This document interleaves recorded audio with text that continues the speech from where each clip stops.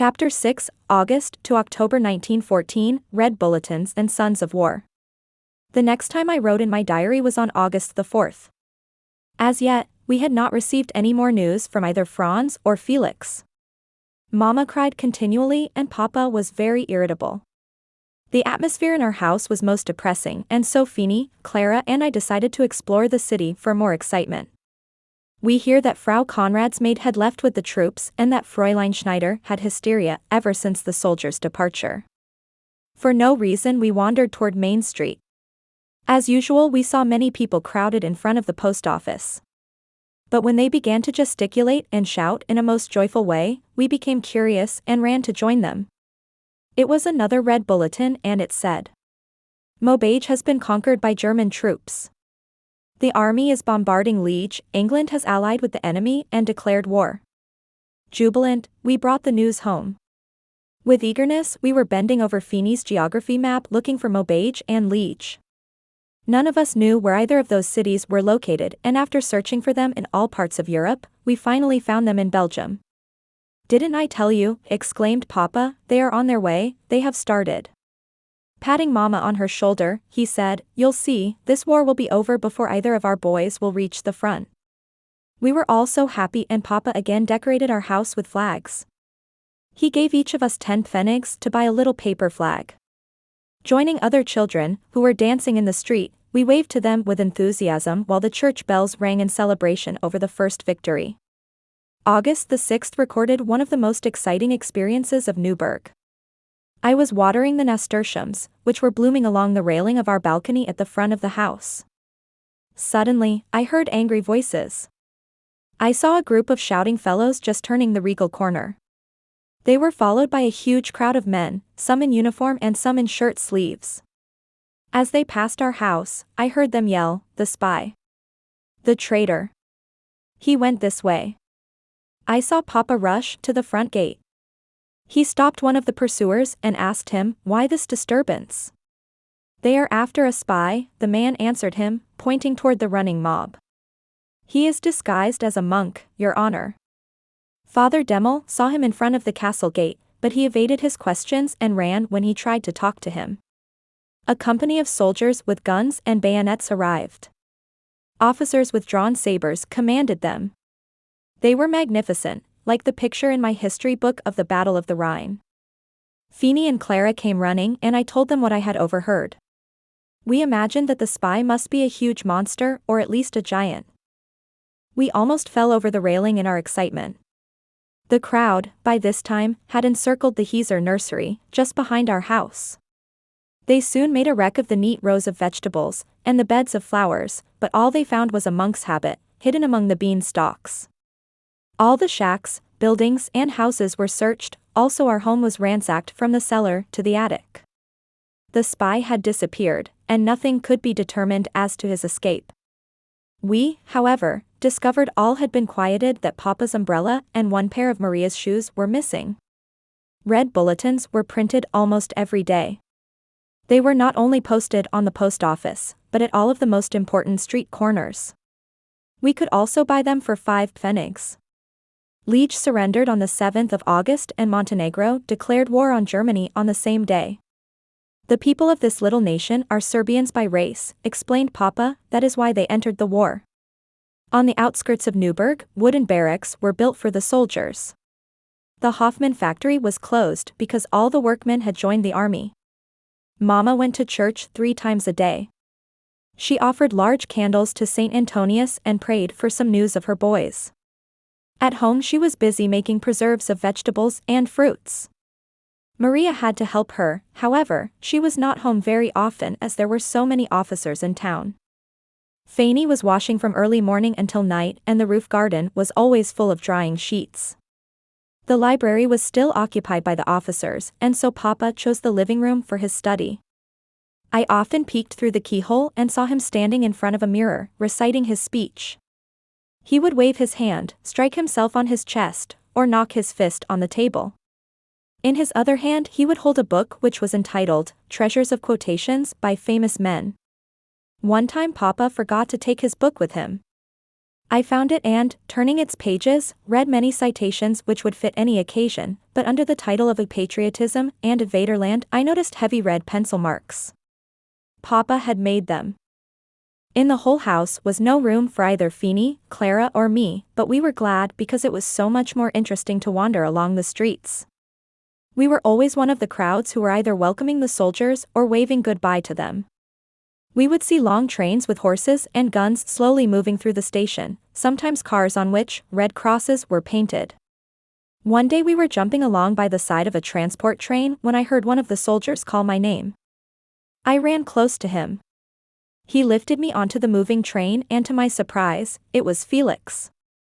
38 shouting men were cramped into an open freight car. Felix pushed me into one of its corners. Rapidly he explained that he had been accepted as a driver in the Field Kitchen Company No. 171 and was now on his way to the Western Front. Too bad, he exclaimed, that I am too young to enlist in the infantry. I would like to be where there is some shooting, but then, I wanted to go to Paris so badly and I took anything in order to get there. He continued telling me that the German troops would triumph in Paris in less than 2 weeks. How he would enjoy marching under the Eiffel Tower, and he promised to bring me a present from Paris. The train had rolled through the station and through the town. Felix lifted me out and I stood somewhere in an open field. I ran along the tracks back to Neuburg and home. Feeny and Clara had already told of seeing Felix in a soldier's uniform, but Mama cried out loud when I reported that Felix was en route to Flanders. Papa tried to calm her by explaining that a provision company always travels a kilometer behind the firing line. At the post office we could buy cardboard boxes. They were just the right size for the presents that we were allowed to send to the soldiers. With each box we received stickers on which the word Liebespaket, love packages, was printed. This had to be pasted on the right corner of the package instead of a postal stamp. Mama wrapped ground coffee, sugar, macaroni, cakes and socks for the soldiers whose addresses we obtained through the Red Cross or other military organizations. Some days I carried as many as 25 Liebespackets to be mailed. It was fascinating to watch the soldiers in their maneuvers, and I especially admired the sergeant majors. Their power was overwhelming. With a single word they made a whole body of men march, change their guns, lie down, or run. I envied their authority and often I imagined myself at their post. Immediately I organized a regiment of my own among the children of our neighborhood. However, it was impossible to interest the ones Mama wanted me to play with, so I chose Hans and Karl, whose father was a cobbler, and Ludwig and Sepp. Xaver, the roughneck of the street, told them, one day, that it is very humiliating to belong to a regiment which had a girl for a sergeant major.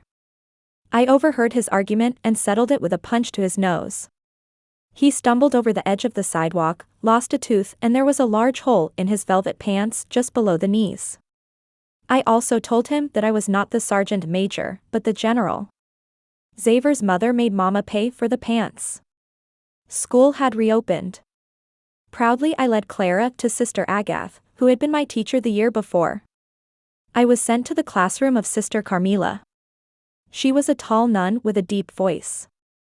When she came close to me, I saw that she had a stubby black mustache. None of my classmates from last year were missing. Liesel, our prize pupil, Erna, who always wore elbow protectors, and Emma, who as usual was biting her fingernails, were there. Also a few new girls had joined our class. One of them was Bertha. She, Bertha, had long straw-colored braids and thought herself very important, because her father was a major in the army. She would only talk to Ellen. She, too, was a newcomer and her father was also a major. It was our second day in school. All the classes were assembled in the big auditorium with the nuns, priests, and other teachers. The wall behind the long platform was decorated with a large picture of Kaiser Wilhelm II of Germany, and one of King Ludwig III of Bavaria. A black, white and red flag and a blue and white were draped around them. We all sat in silence. Impressed by the solemnity of this gathering, we were aware of its importance. A dignified officer stepped forward. We all had to stand up. He clicked his heels, saluted the portraits. German youth. He shouted, with God, for Kaiser, King and Vaterland. But it was thrilling. We stood tense. I did not breathe. From the corner of my eye, I saw the girls next to me sticking their stomachs forward. I caught myself doing the same, and I even stood on tiptoes. The officer spoke. Pointing first to the pictures and then towards us, he made a fiery address. Among phrases, which I thought never would end, he emphasized the words, sacrifice, heroes, unite, German womanhood, duty, a victory. Every time he said, Kaiser, King or Vaterland, he clicked his heels and stood at attention. A soldier marched on the platform, swaying with difficulty, a huge German flag. We all began to sing the German anthem. When we came to the verses, German woman, German loyalty, I thought we would explode, so great was our enthusiasm. Another soldier with the Bavarian flag appeared and we sang the King's hymn, then, still another with the Austrian flag marched on and we tuned in with the Austria's song. But when the Hungarian flag was brought, oh, what shameful embarrassment. None of us knew that country's anthem, and when one of the taller girls started with Italy's national song, there was no end to our confusion. I saw that Sister Vincentia, our singing teacher, was getting very nervous, but Father Demel saved the situation by shouting, hurrah! We repeated, hurrah! It was a grand finale. At the door of the auditorium stood several soldiers. Passing them on our way to the classroom, they gave to each of us a pencil which was decorated with the stripes of the German flag. On one end of the pencils were miniature pictures of different German heroes. They were fastened with a small tin ring and covered with transparent celluloid. My pencil had a picture of General von Hindenburg and Clara's had a photograph of His Majesty the Kaiser. It was the 22nd of August. On my way home from school I met Ludwig, and he told me that a group of prisoners would arrive that day at 4:30. I ordered him to confide the news to the rest of my regiment, but to promise not to tell anyone else. I also instructed him to be at the station in due time. For his valuable information, I gave him my precious pencil. However, I regretted it afterwards because I found out that his sister's boyfriend was the special telephone operator at the station. It was difficult for me to keep my mind on books or Sister Carmila's teaching. A lesson in botany was on that day's program and one by one our class had to read aloud. As in a daze, I heard Sister Carmel's explanation and staring at my ink container, I thought only of the prisoners. I imagined them tall, with black faces and with heavy chains around their hands and feet. I heard my name called. Confused, I jumped from my seat and my cheeks felt burning red. Kicking the girl next to me, I asked, for heaven's sakes, where are we? But she whispered too low. I could not hear her, and Sister Carmila stood already in front of me. Greta, she thundered, I will teach you, after school, to keep your mind on your lesson. I was crushed. That should happen on the day the prisoners would arrive. I felt abused, wanted to cry, and gradually became so angry that I wanted to throw my books at the wall. Suddenly we heard the church bells ringing. We all knew something important had happened. Sister Carmila, knocking her ruler on her desk, summoned us to keep quiet, but then the convent bell began to ring, and we all rushed into the hall. Sister Superior stood below the bell and with outstretched arms, she said, Children, rejoice. Our heroes have won another victory in Belgium, Namur has been forced to surrender. School is dismissed. First let us pray for our wounded and dead. We all fell to our knees. I heard the girls say the Pater Noster, Lord's Prayer, and Ave Maria, and I even would have been patient enough to have them repeat another prayer, so great was my joy to be free in time to see the prisoners arrive. Beside a small group of soldiers with guns and bayonets, my regiment were the only ones who saw the prisoners scramble from dirty freight cars. There were about 150 of them and they looked tired and harmless. What a disappointment, said Ludwig, why they look just like anybody else. Then he emptied his pockets which he had filled with stones and disgusted, he muttered, Pooh, I expected a fight or some kind of excitement and look at them. Look at that one, he offers his cigarettes to our soldiers. Some wore red pants, and I knew immediately that they were Frenchmen, because I had seen pictures of the War of 1870. A few knew how to talk German and soon began an animated conversation between prisoners and soldiers.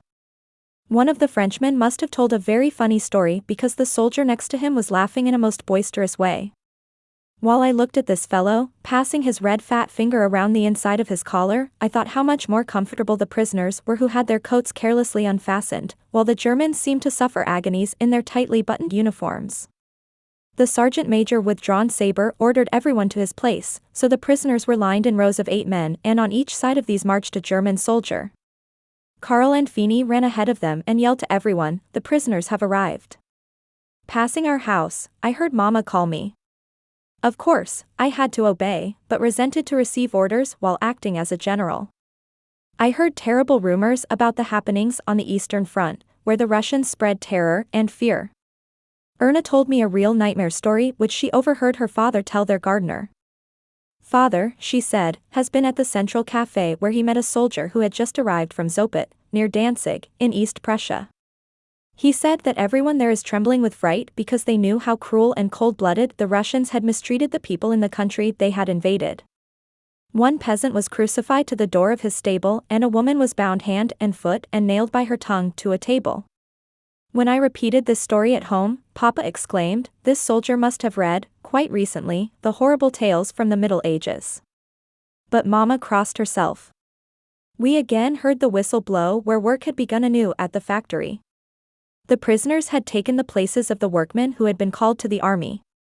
Papa had to pay the government for the use of these men and also had to give a small sum to each of them for their labor. One Saturday, a group of women, the wives of the workmen who went to war, entered Papa's office and demanded employment. Foreman Heinley complained, saying, "It is a difficult task to work with prisoners and women together." I visited the factory very often, especially on the day before my French class because I had found one Frenchman who always helped me to prepare for my French lesson. There were also English and Russian prisoners, and some of them wrote poetry on the wooden shack behind the factory, above which they designed pictures of beautiful girls. One of them made my portrait, because I filled his cap with apples and nuts. Mama permitted me to give fruit to the prisoners, but she wanted me not to tell Papa about it. He, however, surprised me once when I was being particularly generous, but he did not scold me at all. Papa had written to every military headquarters in Germany for some information about Franz. Mama had promised a reward of 2 marks to the mailman for the first letter he would bring from her boy, and since it was by chance that we saw Felix depart, there had to be always one of us at the station when a transport train passed through Neuburg. Many a night I heard Papa leave the house and I knew that he was going to see if he could find his son among the soldiers who were on their way to the front. But on October the 1st, Franz surprised us. I heard someone close our front gate and, wanting to see who it was, I slid down the banister and right into the arms of Franz. With joy I called to Mama. She came rushing, her hands dripping with cake batter. Crying and laughing, she threw her arms around him and made large grease spots on his beautiful soldier uniform. I was told to get Papa at the city hall, but I sent Clara because I did not want to miss anything. Franz said that he left Copenhagen because another German, Caspar Mayer, told him that he would be a coward if he did not try to do his duty for the Vaterland. Both departed, and upon reaching Warnemund they were ordered to report to military headquarters at Berlin. From there, they were sent to Halle and enlisted in the artillery. He assured us that he had written many letters in which he told about the hardships and the fun he experienced during his drilling period. From Neuburg he was to go to Augsburg for further training, and Papa said that he would be there for at least 6 more months.